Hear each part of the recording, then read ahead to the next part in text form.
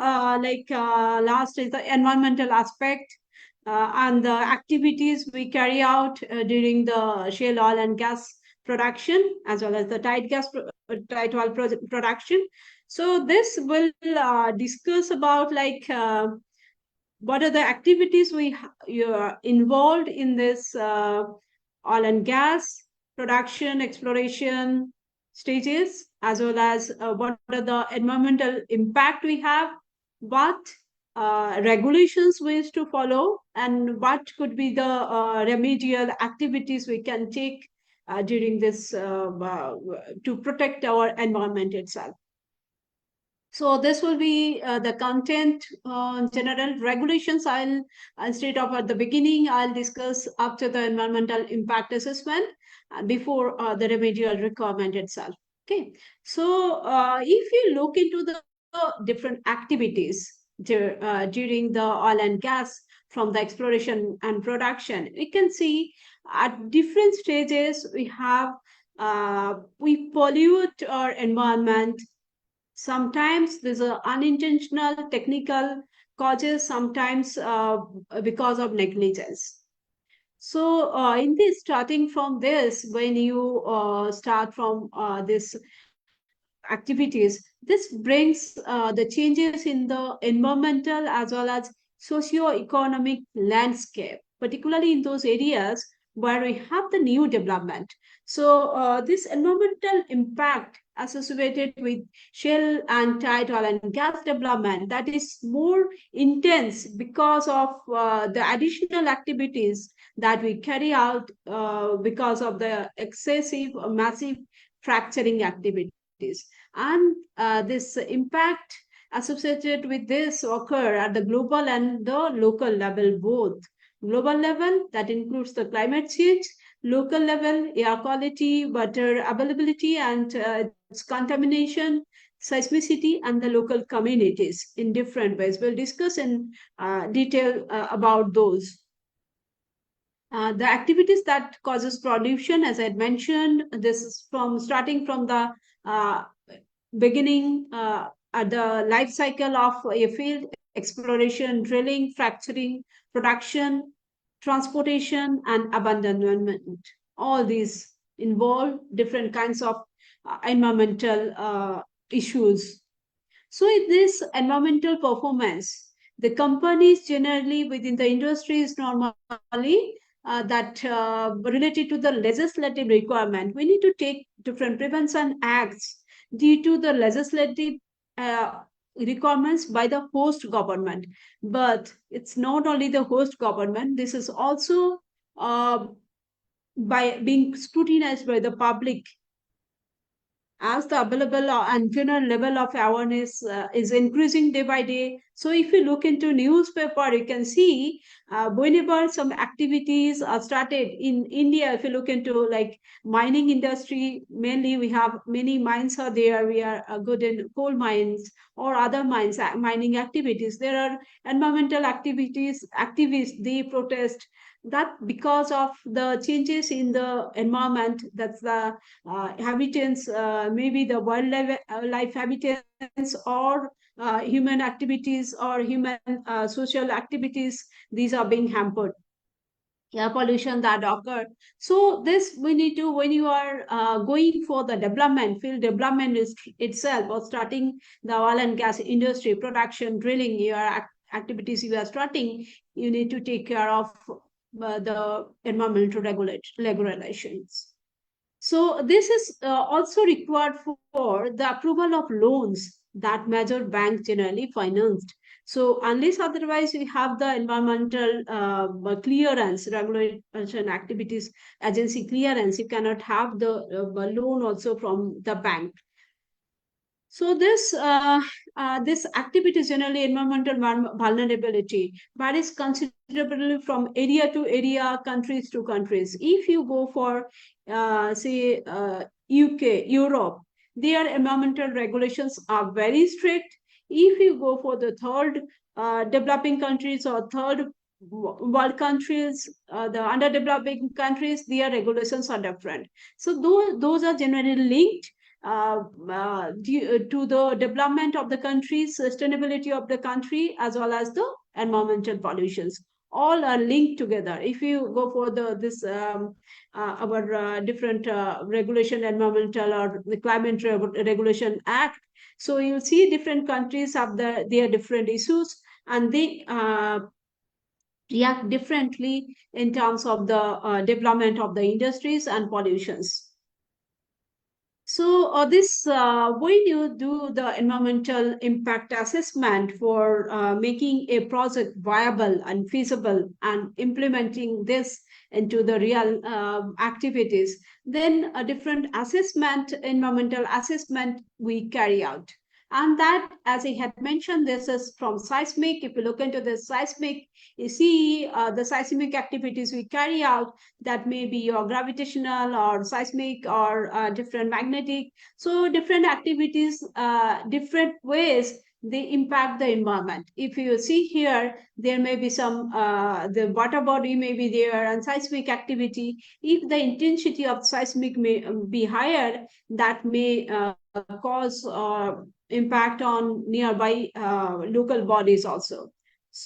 Exploration appraisal, when you are going for the drilling, in that case also drilling of wells, you are using huge number of road transportation, the movement of the rigs, then use of drilling fluids. Those may contaminate or pollute environment, air pollution, noise pollution, water pollution, land pollution may occur.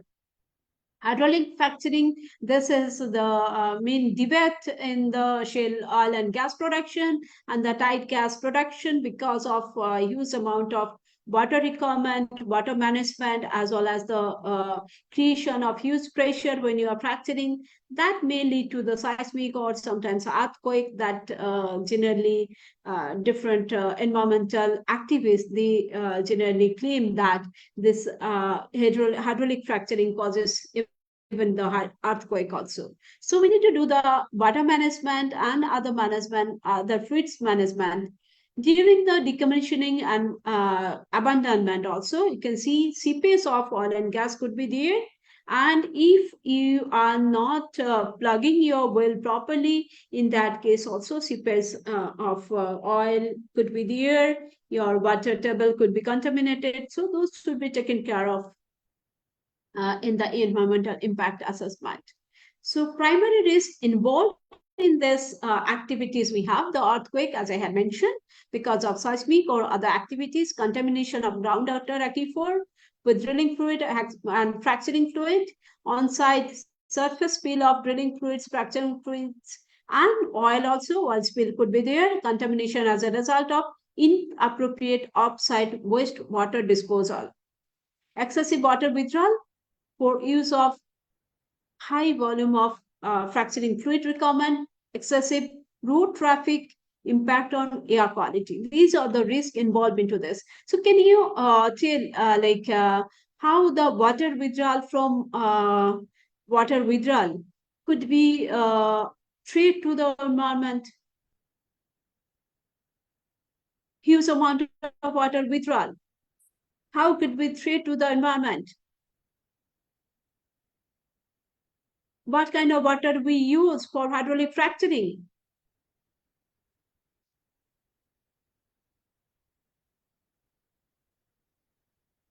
There are some regulations to withdraw underground of water. Have you heard of this?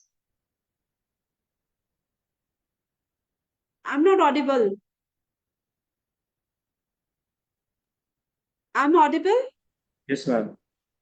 None of you are audible to me. Underground water withdrawal. Is it threat to the environment or no? Ma'am, groundwater depletion can occur. So what is happening? You are from South, Chennai. Do you face any water crisis? Bangalore. Yes, ma'am. What is that for?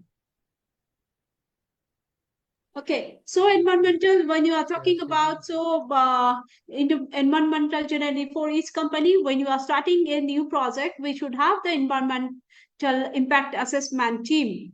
So team must interact, must see the regulations whether these are fulfilled or not. In addition to that, we need to interact with the local population, local representative of the habitants. Early consultation we need to go for, so that maximize the local problems we have. So this involves not only the who should be the environmental impact assessment team. Do you have any idea? We need to do the assessment of a project, no, when you are starting it. That should initially generally make a baseline. I'll go for the stages, and the team should consist of third party also. Third party assessment should be there. So this is not only the expert, that also requires consultation with official and representative of the government ministries as well as the local bodies. So why the local population? We need to interact with the local bodies. What are the impact on them? That should also be taken care of. Their health issues, water issues, pollution issues, or any other subsidence. Have you seen the subsidence, or have you heard of subsidence in Dhanbad area? Yes, ma'am. Yes, ma'am. So this kind of activities, though here we have less problem, but you know that during drilling you may have this small subsidence also may occur during production when you are producing huge amount of water or oil you are producing. If their stability of strength of mechanical strength is not good enough, that may lead to the subsidence also. That every time we need to do the survey. Okay, so assessment generally, whether environmental impact assessment we carry out, that we follow these stages. The baseline study, what could be the baseline, what activities should be carried out, and then if there be any activities is you have started some activities, in addition to you are going for drilling or fracturing. So initial activities, that is the baseline we think we consider that as the baseline. Then we plan the activities, extra additional activity we carry out, whatever may be there. If it a new field, then we take care of the initial environmental your imbalance there. Then taking that baseline, we plan for what are the activities we can carry out and what could be the impact on environment in different ways. As I had mentioned, air, water, land, noise pollution, so all these road activities, all these to be taken care of. Okay, so then we carry out each and activities and what could be the impact that we assess. Then if the assessment, if we think that the technology we are using or activity we are carrying out with the technology, that should not hamper or worstly impact the environment, then it should be acceptable. And if no, then we go for the revised plan. So here acceptance, it's by the different agencies, environmental regulating agencies. They generally, this could be the central government or the state government. In different countries there are different bodies are there. So once you get this approval from them, then you can carry out the activities, but not before that. And even after that, when you're performing the activities, you need to monitor and do the auditing continuously. So stages we carry out here. So we do the screening. Projects would be screened, subjected to the environmental assessment by different regulations, following the different regulations. Then we have to find out the scope, as I had mentioned. So if when we are talking about the scope, different scopes are there, and we have to think of the alternatives, because at a particular technology, if we use, there may be different options could be available, and the options which are generally techno-economically feasible that we use, but at the same time we use the environmental feasibility, viability. So this if techno-economical feasible, if your project is techno-economical feasible, it does not mean it can implement this technology if it not be environmental friendly. So if we look into this, like we have studied this PRMS reserve estimations. There is reserve and resource estimation. You have seen the environment is one of the factor which could tell you the what could be the reserve or resource you have. So this is another factor here. So then a project description, then assessment preparation, public consultation and participation. This is very important because if the environmental state regulations, regulatory bodies that approve you, but the local public is not satisfied with the uh, technology you are using or the processes you are using, if they are not uh, happy with that, then you cannot start a project. If you think of in different activities, Odisha, if you think of different mineral activities were going on, mineral exploration, there huge protest was carried out. Any activity you carry out, then if there be local protest, then you cannot start the project itself. If you start also, completion you cannot do. So that before that, you need to have the consultation and participation of the public, local public itself we have to do. So then once you have this presentation, you have presented the process, but demonstrates the service what you are going to do. Then review what are the systematic review involves a systematic appraisal, assessment of the assessment and implementation of the process you have carried out. Then decide but whether this is feasible or not. Once you have, then it decision is yes, monitoring and auditing. Already have mentioned in the stages itself. So if we compare this conventional, these are the conventional oil and gas industry or any other industry which are subjected to the pollution or adverse impact on the environment, we carry out all these phases as mentioned in the previous slides. Now, for oil and gas specific, we are discussing about the shale oil and gas. So here it's a little bit different and intense, as I had mentioned, because of extra activities we carry out. If you compared this different types of parameters, rock type, sedimentary, but here conventional, we have the sandstone or you have the this carbonate reservoirs, but here you have the shale. So, can you tell, do you have any India? Do you have any igneous rock as the reservoir? Do you have any idea whether we have the reserve in igneous rock also?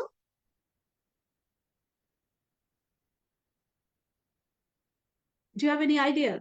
Any reservoir that's being produced in India that's not sedimentary rock? In basement rock, it can be yes, but on top of the reservoirs.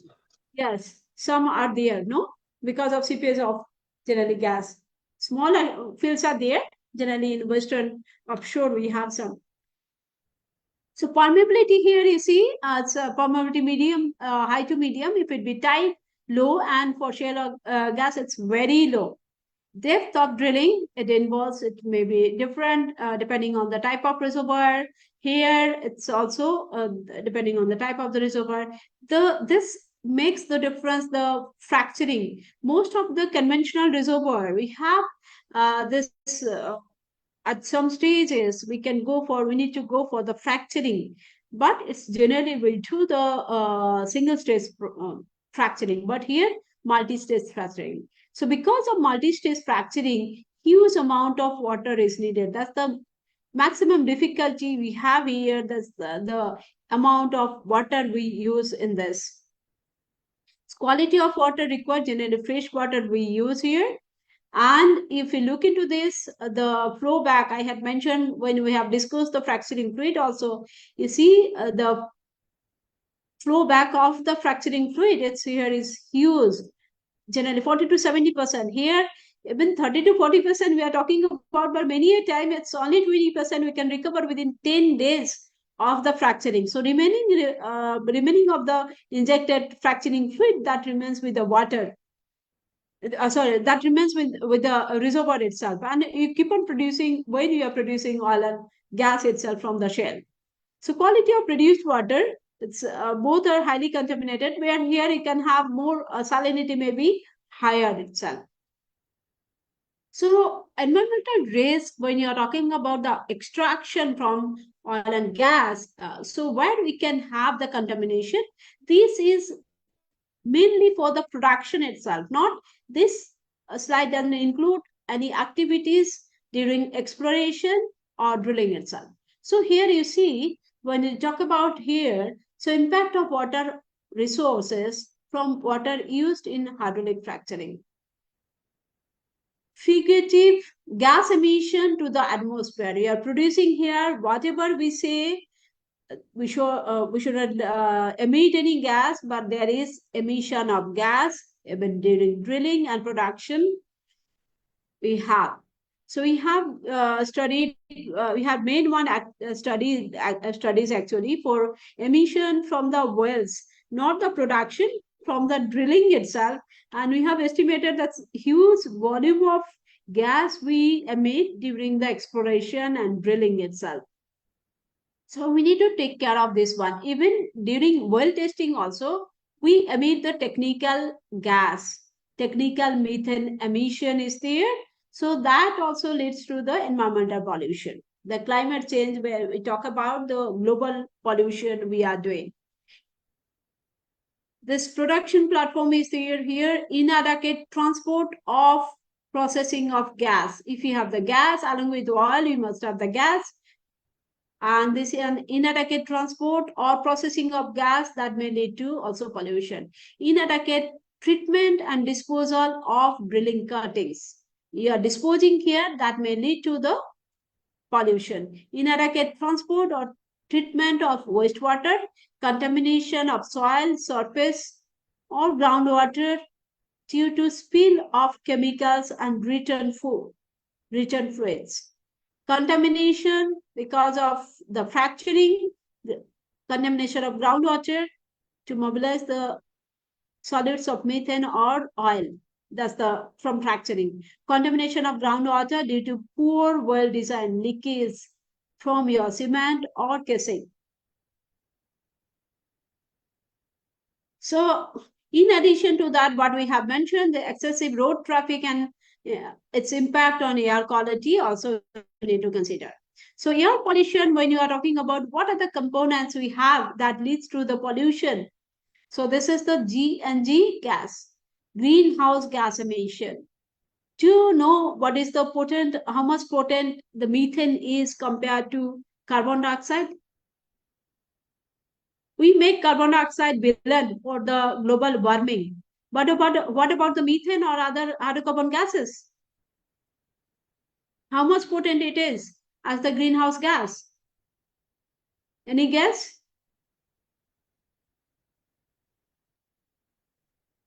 No? No idea? 10 times? 20 times? 40 times? And 80. It's 80 now. It's around 80 times more potent because of the lifetime of methane and carbon dioxide variations. So we need to take care of this.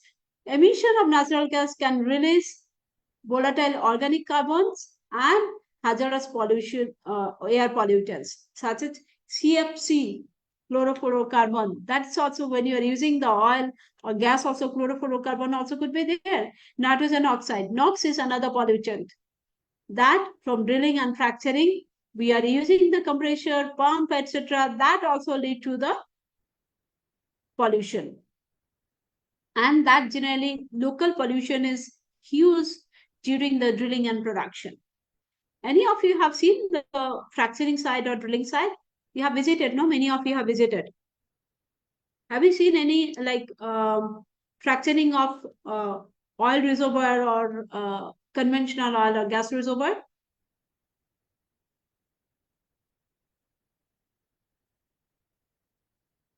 Any of you have seen? Yes, ma'am. Rishabh? I've seen in Only Ahmedabad, you? I said on No one GCP. else? No, madam. How many trucks used to be there? And 4 to 5. It depends on And depends on injection pressure that is required to. injection pressure and volume of your reservoir stimulated volume, no? How much water you are injecting, that depends on, no? So natural, but here one of the main thing we are, if we talk about conventional like shale oil, the pollution is more. But if it be shale gas, this pollution is comparatively less because we generally use natural gas as the clean gas compared to the other hydrocarbons itself. That's only the green thing we can talk about. So this natural gas from primary concern is the leakage and venting through supply chains at different stages, as I had mentioned, starting from your exploration to production to transportation, everywhere. In addition to that, at the early stages, generally oil sites, oil production site or gas production site, if you go, you cannot see any dust pollution when that is in production. But during the initial stages, the pollution may occur during drilling, fracturing. We can see the pollution. That's because of the crystalline silica dust. So that causes that's during this dust comes from generally the sand proppant itself. So that causes this is carcinogenic in nature. So this increase the risk of lung cancer exposed to crystalline silica when it's like this. This is a huge concern. This is the exposure of this. Crystalline silica dust within respirable size of 4 micrometers is considered hazardous air pollutant and carcinogenic in nature. Dust, dust open pit mining of oil shale. That's the another. Do you know what is the difference between shale oil and oil shale?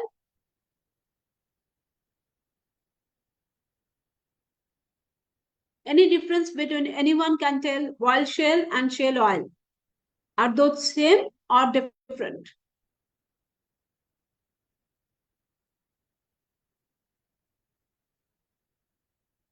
No answer? Shale oil, oil means oil is in the free state, we can produce it.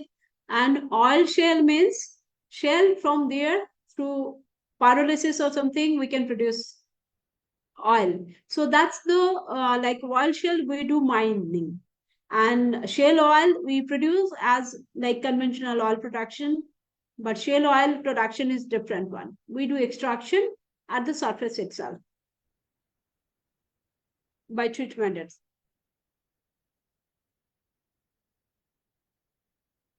So, how much volume do we use for the multi-stage fracturing or the drilling? So, let us first discuss with the volume of oil we use in the shale well fracturing. So, this it says this one reference I have taken 2.3 to 5.5 million gallons required to fracture a single well, and that we use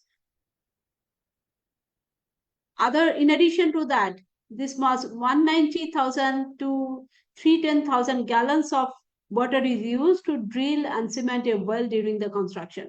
So in addition, if we take the add to these things, so it's a huge volume of water is used for the shale well drilling and fracturing itself. And after fracturing, in 10 days of flowback, we have only 5 to 20% of water we can produce. The other water, additional water, we produce during the entire life of the oil production. And generally, this water could be connected to this reservoir. If connected to some aquifer, then we can have more amount of water, or the connect water when you are adding to that. So that could be also connected to this, and you can produce some of them. So initial water, not the connect water, initial water if we have. So it's about 10% to 300% of injected volume we could produce during the entire life of the well itself. So but we cannot distinguish this between the produced water or the injected water, because they mix together, and generally these are solid, suspended solid, and this salinity is very high in this water. So we need to treat them very carefully before disposing it to a different, either to injection well or the local surface bodies or somewhere for or you are utilizing, you have to treat them well. So water consumption, this is the in addition to that, drilling and fracturing. So these are needed for extraction and processing of the propane sands. Also, we need other water, testing of natural gas transportation, and operation of oil and gas processing plant. These are the additional water we use in addition to the drilling and fracturing. So we generally get the water from surface water bodies like river, lakes, or ponds if it be available. And generally, if you have the fresh water, you can utilize like rivers, lake, and ponds. These are the fresh water you can utilize by small treatment. But if you utilize from the sea or ocean, you need to do the treatment. That's why we don't go for that. We use underground aquifer. So underground aquifer that may lead again the environmental threat because of lowering of groundwater level itself. Municipal water supply, that's huge amount of water, it will be difficult to get, but many times you can have at the higher cost treated wastewater from the municipal and industrial treatment facilities. That could be the another source of water that could be used. So this is the wastewater by the treating of the wastewater. So sometimes we use the produced and flowback water that should also be treated. So contamination, as I had mentioned, that could be like from this uncased or abandoned wells, contamination and like internal dumping or accidental spilling of flowback during the flowback to the surface, accidental spillage that also may contaminate your water.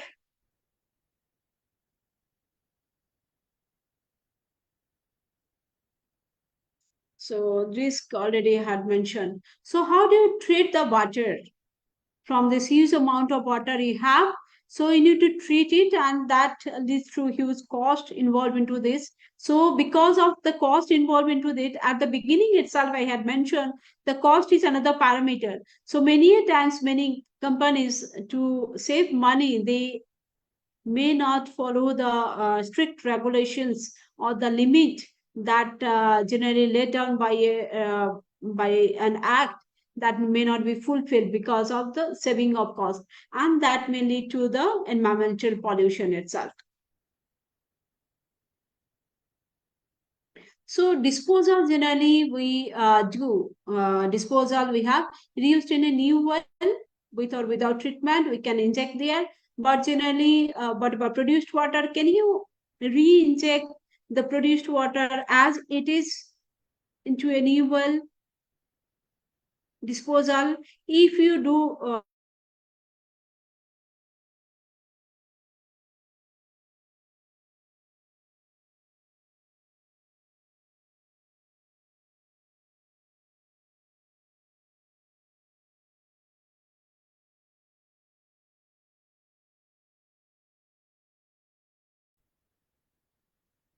No, ma'am. what the treatments we need to do? Primary treatment.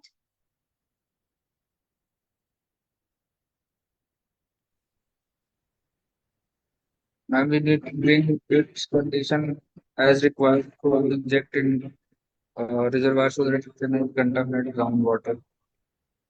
So not So we only need to contaminate, decrease its plugging of pore salinity. also we need to consider. No, injectivity could be less if you inject as it is, and if you have the suspended solids and others, you have to remove that one. And other scaling and other parameters also you have to take care of. No. Yes, ma'am, like salinity, pH, suspended solids, removal. Yes. So those we have to take care of before injection. This will be taken care of.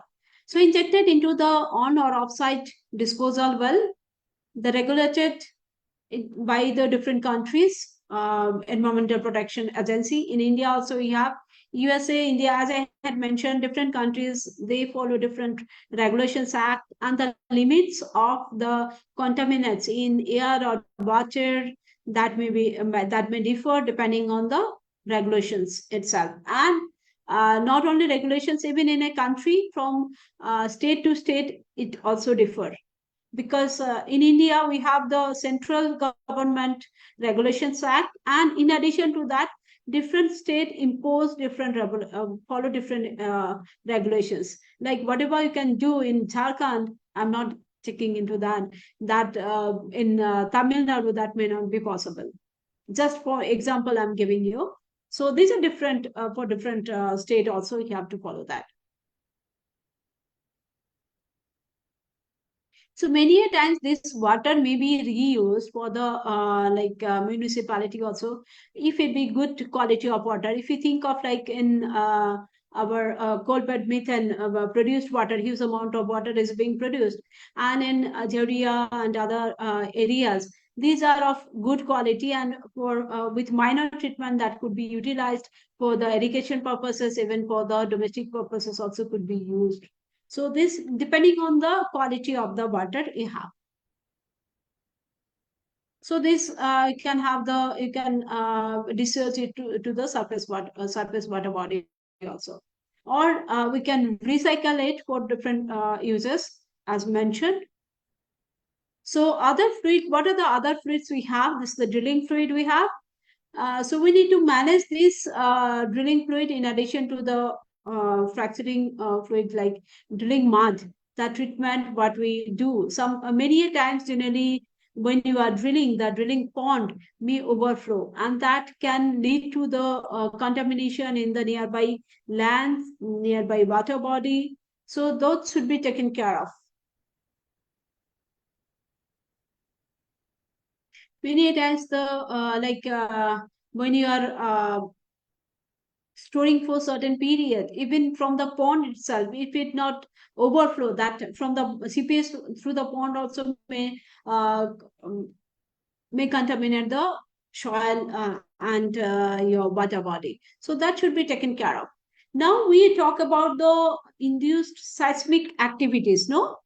So there is huge protest in USA and UK, and from 2017 onwards, when before the this fracturing was stopped in USA itself, and in UK generally shale, you cannot see shale gas activities, shale oil gas activities in UK.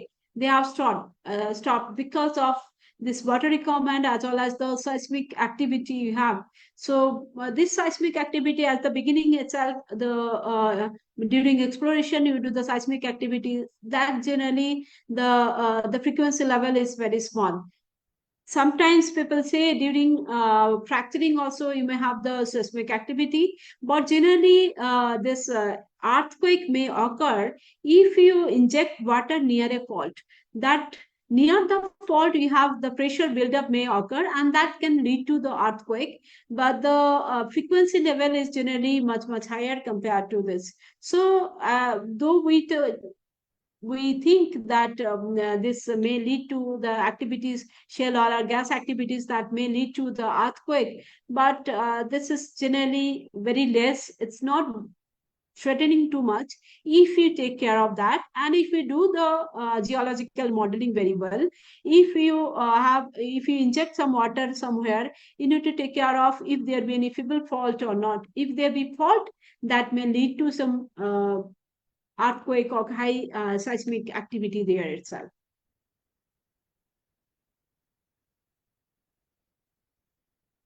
So many times, beside this, your fracturing, wastewater injection that may lead to also the seismic induced seismic activity.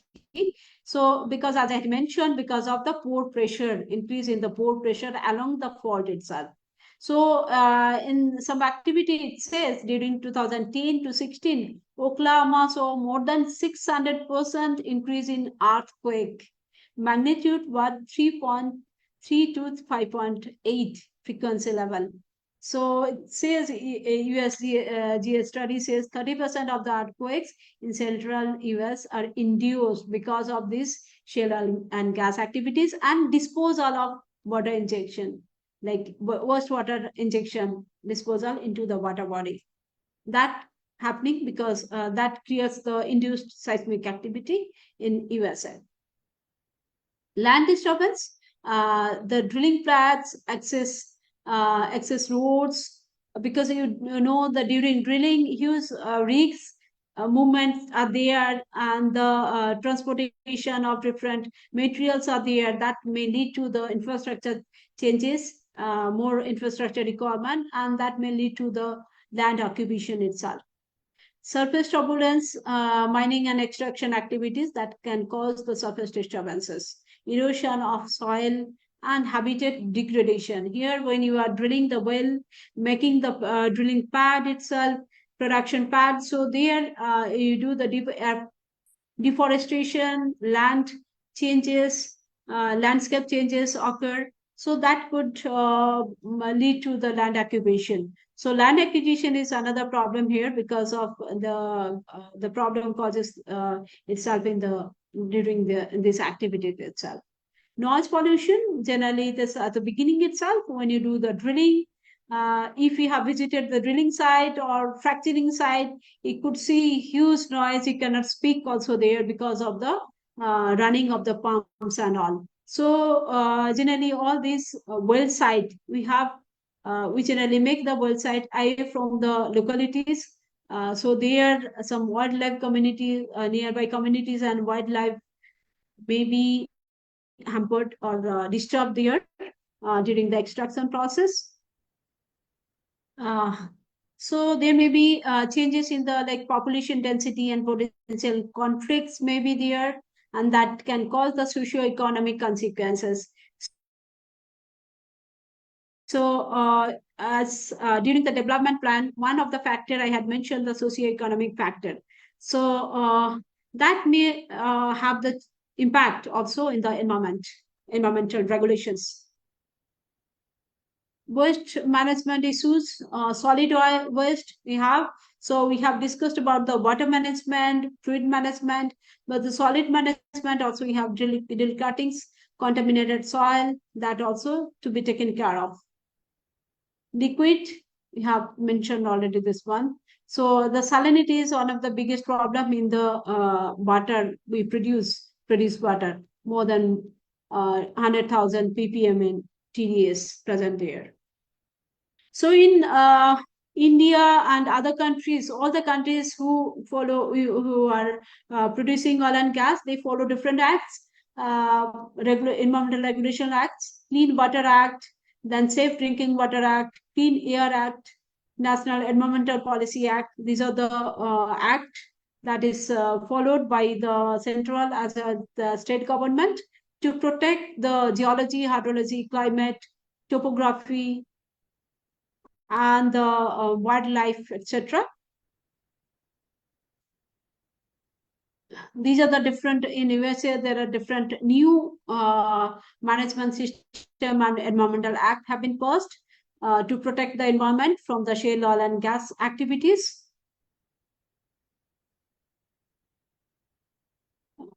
These are the activities there.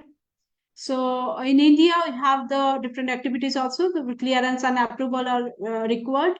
Regulations for safety, environmental conscience and provisions that related to water issues that must be fulfilled when you are going for the shale oil and gas production. The other issues like we have this water TDS. This we have already discussed here. Environmental and Safety New Regulations Act we have. So not only the environmental board, we have to take permission from them. We have to the clearance, environmental clearance from the forest and climate ministry also. The this clearance should be taken when you are going for this project. So this is the Forest Clearance Act. This is the Forest Conservation Act 1980 that should be fulfilled. Wildlife Clearance Act, consent to the establish and consent to operate also that we have to take. Now you know DGMS is here. How many of you know that if you want to start one oil and gas production and in offshore, from which ministry you have to take approval? Environmental approvals, health safety approval. From which ministry will you take? Ministry of Environment. Safety Act. Director General. First, you have to take from MOPNG if you are in onshore. If you are in offshore, you are operating in offshore, MOPNG, and if you are in onshore, it's the DGMS, mines safety. They are the regulatory bodies. Ma'am, but DGMS is not ministry. They are under mine and safety, mine safety. So you have to, these are the DGH and DGMS. These are the two regulatories from which you have to take the approval to start a project itself, the safety approval. This in MOPNG, the safety OIST, they used to give the approval. A parallel body is DGMS. For onshore, they used to give PNGR. These are the another body, natural gas activities. But now government is ministry, like government is government India. They want to make it in one umbrella. If it be oil and gas, that should go to the Ministry of MOPNG itself. But still, it's onshore. If you do any activity, you have to take the approval from DGMS. That is the regulatory body under mining, Ministry of Mine. And Ministry of Oil and Gas, Natural Gas, that's the OISD. They are the two regulatories. And in addition to that, Ministry of Forest, Ministry of Environment, that should be, you have to take care of, take the approval from them. Okay, so these are the MOPNG regulatory body, as I had mentioned here. Environmental impact assessment notification, the forest conservation, wildlife protection, different ministries, you have to take approval from them. Okay, so what are the mitigation? We can have different technology are being developed. If we talk about the air pollution, now it's the integrated system being developed so that to fulfill the net zero requirement, generally integrated system that takes care of no emission to the atmosphere. But many a time we need to have the technical emission we need to go for, but technology is being developed to reduce or remove that provision itself. If you have the closed loop drilling system that can improve your this disposal of and contamination of the land and air, green completion to reduce the completion, as I had mentioned, no stag for emission itself. So green completion to reduce volatile organic components, better well casing and monitoring, methane leak detection with drone nowadays people are using drones, infrared cameras to detect any leakage of hydrocarbon in the atmosphere, in the soil, land. If it be oil, it to the land, also emission could be there. So detection could be, can have better detection itself. Recycling and reusing of produced water, plugging of abundant well to prevent any leakage, that should be leak proof here. Restoration of site on decommissioning of your well. Restoration by fulfilling all the regulations. These are the like mitigation strategies that are taken care of by every company. That should be penalties are generally imposed by violation from the act itself, regulations itself. If you don't follow, penalties to be high, penalties to be given. And in addition, if you follow this, if you earn some carbon credit, then you may be rewarded. So these are generally used nowadays to like motivate the companies to reduce the emission or to reduce the different adverse effect on the environment itself. So we should, as the oil and gas industry budding engineers or the scientists, you should also follow that. earn more carbon credit and save, protect our environment. So it will be benefited and it will be rewarded by the government. If you don't follow, you will be penalized. So thank you very much for listening. Any query? Now we have the test, no? After 5 minutes, I should share the quiz. If you don't have any query. Now time is, I'm stopping.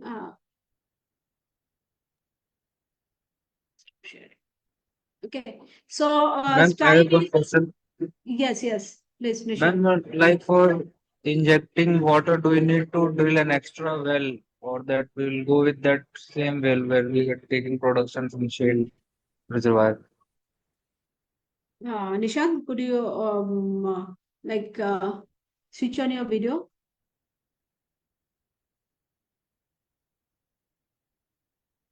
and repeat the question, please? Repeat the video, please. Ma'am, ma'am, do we need to drill an extra well for अच्छा injecting the? दोनों हो गया तुम्हारा, eco हो रहा है. Ma'am, do we need to drill an extra well for injecting the water in reservoir where we like, or we'll inject the water through that same well where we're taking production from the shale reservoirs? No. You see, if you are disposing water, so you cannot dispose into the production well, no, through the production well. You cannot dispose it, no. So for that, you need to have the extra well because you are disposing to some other water like layer itself. No, other layer. From where you are injecting, if you inject there itself, you will produce recycle it. No, the wastage of money. So you cannot utilize that one. You So cannot never we do that. we'll like plan the injection well at the starting of like field development.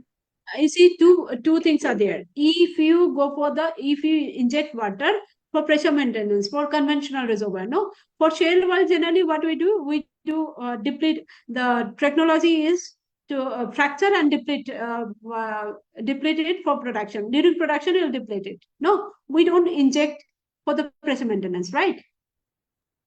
We are injecting. If you inject for the pressure maintenance, then also we don't inject in the production well. We inject different injection well is there. And here we are talking about the disposal of produced water, no, in different water body of water table itself. We are injecting in different water table so that could be utilized further. So that should be different well.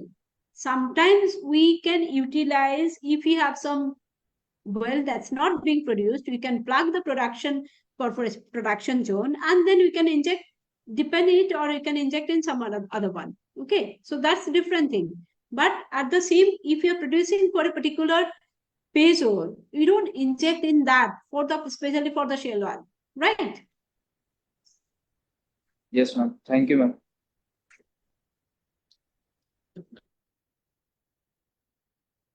Any other? Okay, now I'll share the quiz. So 20.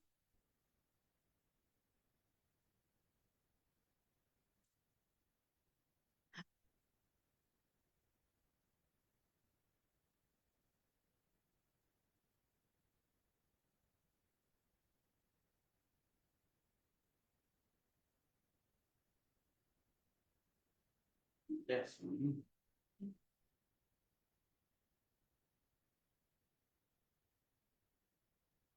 Time तो मैं बोला था,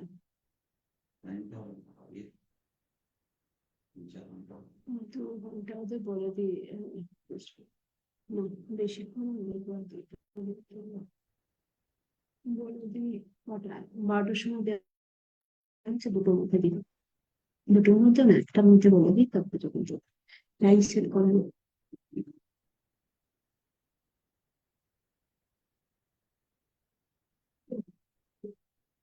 I have shared the quiz.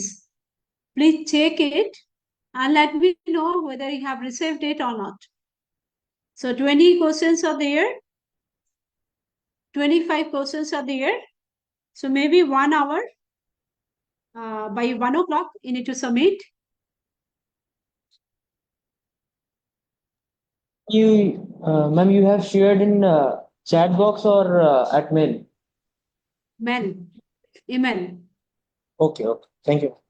Check your email, whatever you have given, and let me know.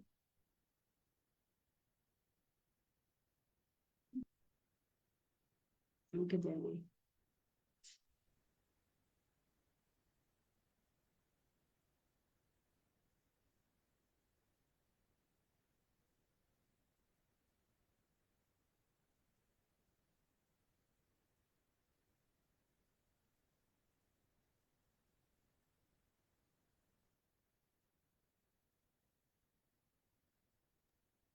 Ma'am, we haven't received yet.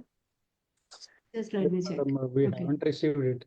Okay, okay, I'm sharing this. Publish and just I'm adding.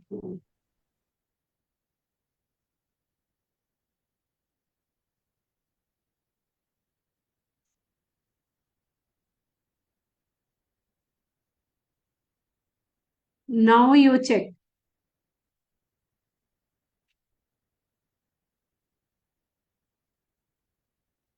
Yes, ma'am, we have received. Now have received, no? Yes. Okay.